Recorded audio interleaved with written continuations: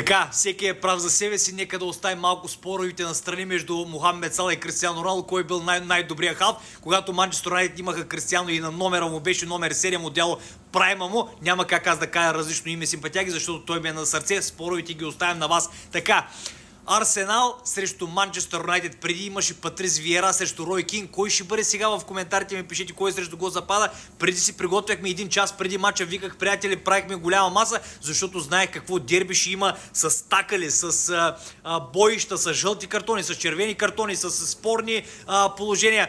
Сега Микел Артета срещу Рубен естествено нов клаш. Ако Рубен Аморим загуби този матч, но проблем. Нов треньор е за първото дерби, ще бъде нормално, но Арсенал са 9 точки зад Ливърпул. За тях този матч е по-важен. Сега някой да ми каже: Леко, давам ти една точка, не се явяваме въобще, ще я взема.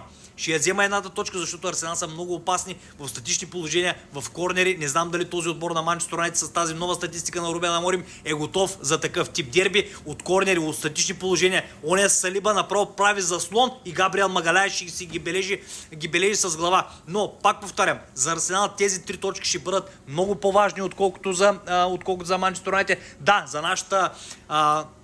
за психиката на футболистите, за мотивацията, естествено ще бъдат важни, но този отбор на Арсенал се изгражда много отдавна, както знаете, Рубен Аморим е нов. Той в момента от тази година нататък ще изгражда този отбор, така че какво още знаем за матча между Арсенал срещу Манчестър Юнайтед и естествено дайте си вашата прогноза в коментарите, след малко ще ви дам и моята, какви са моите виждания за матча. Явно най-добрият момент в живота му, Джеси Лингард нямаше как да напомни на себе си, на феновете на Арсенал, след като публикува, понеже им дават играч на матча след всеки един матч, в едно гостуване на Emirates. Всъщност той стана герой на матча и написа ето това: At Emirates I Mili Rock се казва танца на змията, където играе. Той между тогава ги побърка направо, нямаш как да го фанат, беше като стреличка.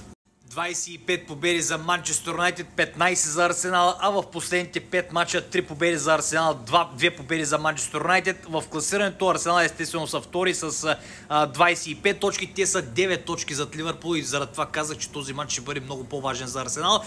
Ние сме 9, но с 3 точки, 19 точки имаме всъщност, 9 в позицията с тези 3 точки, ако вземем на Emirates, които малко ще ме изненада.